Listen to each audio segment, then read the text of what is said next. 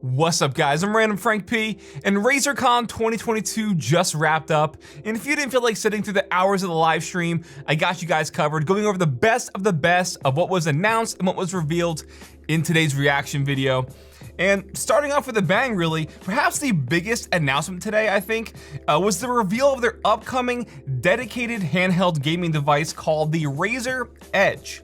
Now, this is obviously like sort of their answer to obviously the Valve Steam Deck, the Nintendo Switch, sure. Logitech has their very own little weird handheld streaming device type thing. But the point is, handhelds are back, baby. All right, PlayStation, if you're watching, give us a new Vita, goddammit. But yes, Razer getting back to the handheld game, because if you guys remember, like 10 years ago, we actually had the original Razer Edge, which was like a gaming tablet thing on the go. It was really cool, didn't sell too well, but here we are, and it's back. You know, I thought it was cool, but it's more modernized, more compact. I'm definitely looking forward to it. So the Edge is equipped with a 6.8-inch AMOLED display with 144 hertz, 2400 by 1080p resolution display. Inside is their latest Snapdragon G3X Gen 1 CPU, featuring 8 cores at 3 GHz and a dedicated Adreno GPU. So what's cool about this device is it's obviously going to be powerful enough to, still run dedicated games on the actual handheld itself, because it's all powered through Android. So you have your Google Store, obviously, to play your games and your apps and stuff through that. Emulators, all that good stuff, but then obviously also you have GeForce Now, the Xbox Cloud Gaming, and your other various streaming sources. However, one of the interesting things about this is they're actually making 2 different models with the Razer Edge 5G and the Razer Edge Wi-Fi. So you're gonna have the option to pick one that actually has 5G data through Verizon, which means you can use data to stream games, when you're out and about on the go like a phone.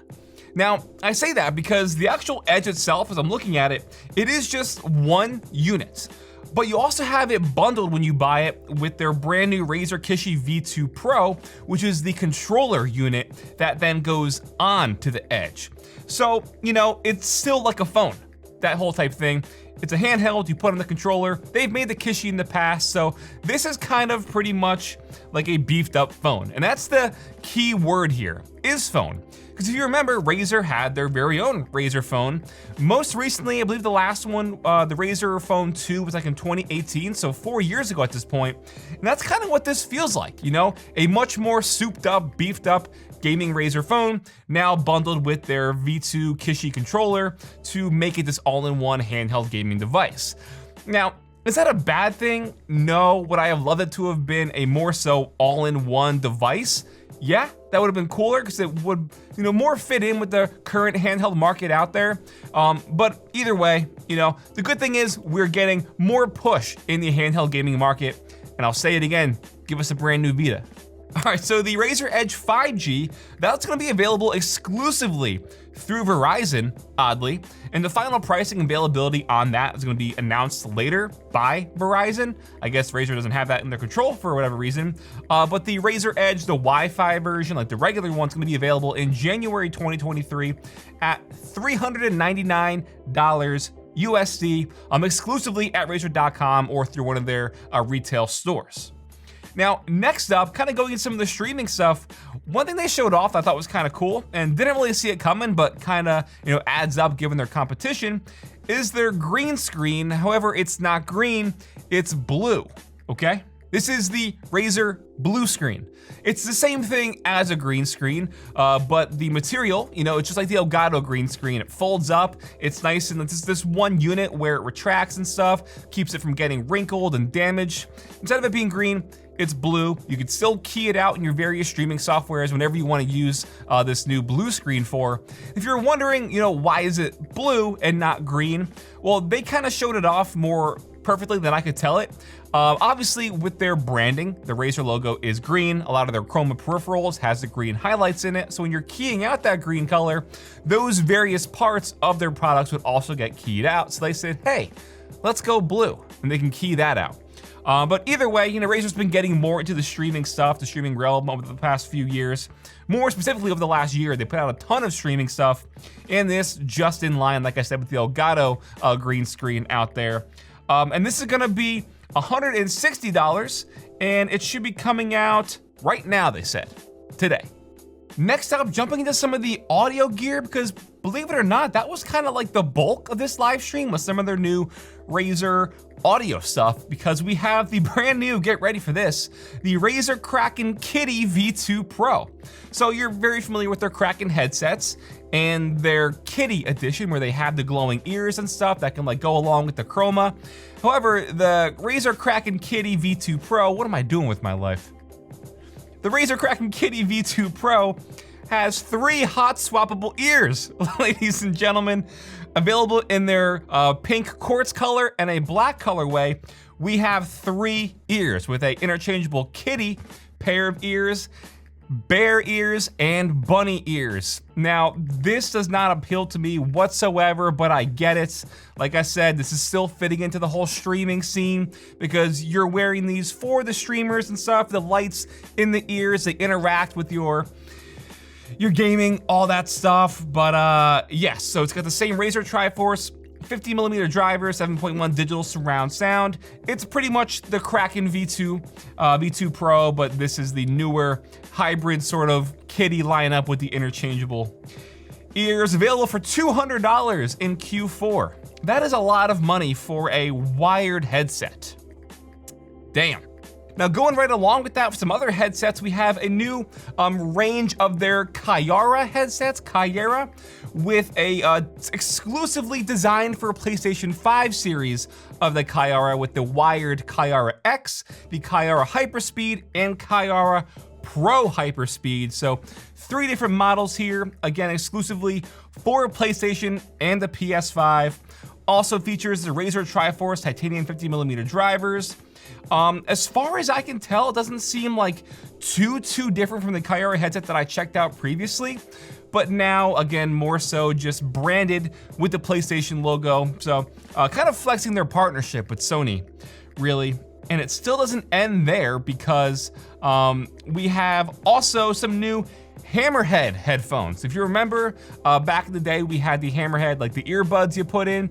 Now they're sort of taking on the more AirPods approach. They look very similar to AirPods, but now they are from Razer. So these are the Hammerhead Hyperspeed, and it actually is pretty cool because you can use these with the included USB-C dongle to also use on your PlayStation or your PC or whatever.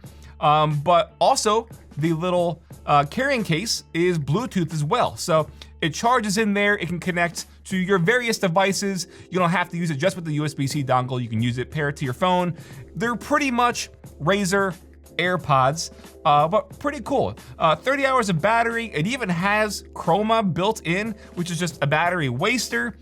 But that's Razer. They're gonna put RGB on their IEMs even. And I would say not affordable, but competitively priced at $150.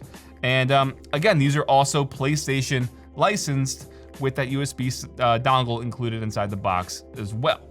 Now, like Razer usually does for the next release, we have pretty much re-released products, but in new colorways, specifically Quartz and Mercury, so pink and white. And I gotta say, I'm liking this. So for the Quartz colorway, well, we have a few different things here. You can take a look. We have the Razer Barracuda wireless now, the Razer Huntsman V2 TKL, the Razer Black Shark V2X, the Orochi V2, and the Razer Strider mousepad. So again, these are products that already exist, and some of them have existed for a while now, just released in the Mercury colorway, Quartz, because Mercury, which is now the white, I always mess those two up, even though Quartz, I think Crystal. I've explained this all before. Mercury, white. We also have the Barracuda yet again. We also have now, which I think looks really nice, the Deathstalker V2 Pro TKL, which is a wireless low-profile keyboard. That in Mercury looks super sexy, as well as the new Razer Basilisk V2 Pro in white. That was like the black highlights on it, I think looks really nice, very Stormtrooper vibes. Definitely digging it. And unfortunately with this, it seems like the prices are gonna be MSRP of like what that product was when it first launched. So we're not gonna get like the current prices of them, even though they're a bit older now at this point. So you're gonna have to sort of pay the older premium for the new colorways. And in terms of actual peripherals, believe it or not, that's kind of it. There were some other things they showed off that's not the most exciting, really. We have a brand new Razer Enki Pro, which is their chair, but in collaboration with Lamborghini now in this black and orange colorway. It definitely looks nice, has this really cool like hexagon stitching into it. It's the Lamborghini branding, so really they're just flexing their collaboration with these different brands and stuff pretty much, I felt like during this RazerCon. Again, PlayStation, Lamborghini, that's a hell of a chair though, and it's also $1,300, which is wild. Then we also have this, see, I don't know too much about this, but it's seemingly a watch. This is, let's see, what is it named? The Panerai. It is a very limited 500-piece Razer and Panerai watch. It looks really nice. It's an analog watch. I think it looks cool. It's made from recycled materials, which is cool to see as well. 40mm face, also composed of a recycled e-steel, they call it. Looks nice, but like I said, very limited. I didn't see too much information about like pricing or anything for that, but I assume it's probably gonna be up there. Then the last thing is Razer Axon, which is a wallpaper PC app. So this is pretty much Razer's very own wallpaper engine for PC. And where this kind of differs already from their very own Synapse in a sense, which is kind of confusing because they're kind of doing the same thing, but this is their own dedicated wallpaper stuff that also can span and sync to your various RGB products that are Razer Synapse compatible, as well as your various RGB and chroma peripherals. So it seems like it's their really own just personal take on wallpaper engine. Create your very colorful wallpapers and have it all sync to your entire setup. Pretty cool. It seems like it's just an app you can download pretty much right now. Yeah, and guys, that's RazerCon 2022. Now, I will say, I'm kind of disappointed. There wasn't a lot of like brand new stuff, despite, you know, obviously the Razer Edge, yeah, that's pretty cool. But there was no new peripherals announced. Again, we have the new colorways, but no like new peripherals. Was really hoping to see the highly anticipated Razer Viper Mini Ultimate, whatever they're doing with that. That wasn't showed off today. Last year, we had a lot of PC components. We had an AIO, we had a power supply, we had other things from them, dedicated fans, but nothing like that. No new hardware, no new cases, no pretty much nothing. Kind of a disappointing RazerCon 2022.